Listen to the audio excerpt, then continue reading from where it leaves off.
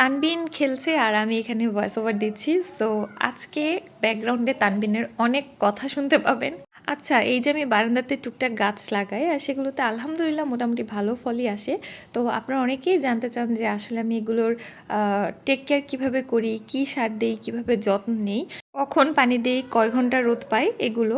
পানি দেওয়াটা হচ্ছে একেবারেই ফিক্স না, কারণ যখন গাছের গোড়ার মাটিটা শুকিয়ে থাকে তখন হচ্ছে আমি পানিটা দেই। আর এখানে আজকে আমি আমার গাছের জন্য একটা হোমমেড সার বানাচ্ছি, সো ভাবলাম আপনাদের সাথে শেয়ার করি। এখানে আমি কিছু কলার খোসা খুব ভালো করে রোদে শুকিয়ে নিয়েছি। এখন আমি হচ্ছে এগুলোকে একদম মিহি করে গুঁড়া করে নিচ্ছি।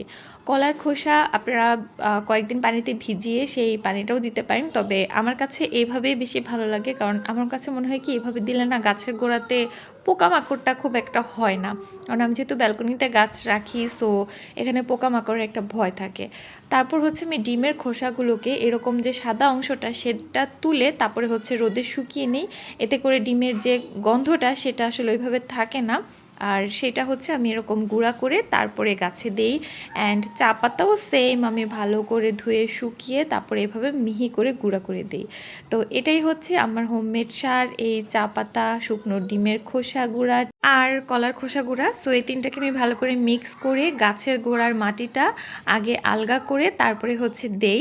এই সারটা মাসে 2বার দিলেই এনাফ। আর কলার খোসাতে প্রচুর পরিমাণে পটাশিয়াম থাকে, যেটা গাছে ফুল ফল ধরতে হেল্প করে। আর ডিমের খোসাতে থাকে ক্যালসিয়াম, আর চা পাতাতে থাকে নাইট্রোজেন। তো সব মিলিয়ে আসলে এই সারটা খুবই ভালো গাছের জন্য, ফুলের গাছ বলেন, সবজি বলেন, ফল গাছ বলেন, সব কিছুর জন্য। আর আমি কখনোই আমার গাছে কোনো রাসায়নিক সার ইউজ করি না, সবসময় হোমমেড সারগুলো ইউজ করি। এছাড়া আমি সরিষার খোল পচা পানি যেটা সেটাও দেই। আর আজকে সকাল সকাল তানবিনের ব্রেকফাস্টের পরে আমি বাগানের কাজ করেছিলাম, গাছগুলোতে সার দিয়েছি। এখন গিয়ে হচ্ছে আমি ঘরের কাজ করছি, সব কিছু গুছাচ্ছি। তো আমার বাসাও আসলে এলোমেলোই থাকে বেশিরভাগ সময়ই। আমি গোছাই আবার এলোমেলো হয়, এভাবেই চলতে থাকে। তো এখানে আমি ওকে মিড মর্নিং স্ন্যাক্স হিসেবে আজকে দিয়েছিলাম ওটস চকলেট কুকিজ, যেটা রেসিপি আমি অলরেডি আপনাদের সাথে শেয়ার করেছি।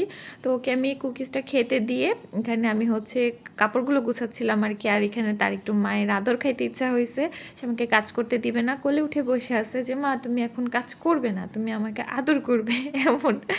এনিওয়েজ, তো ওকে সাথে নিয়ে কাজ শেষ করেছি, ওর সাথে টুকটাক অ্যাক্টিভিটিও করেছি।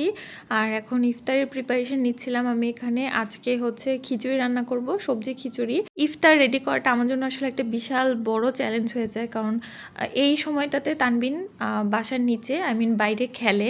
তো এখন যেহেতু ওর রুটিনটা উল্টাপাল্টা হচ্ছে, ও বিকেলবেলা বাইরে যেতে পারছে না, এই জন্য আসলে ওর মেজাজ খুব খিটখিটে থাকছে। দেখা যায় এর জন্য আমি ইফতারে আসলে খুব বেশি কিছু করি না, তাড়াতাড়ি করে কিছু একটা রেডি করে তারপরে ওকে নিয়ে খেলতে যাই, বা আগে খেলে তারপরে এসে খুব কম সময়ের মধ্যে হচ্ছে আমি খাবার রেডি করি।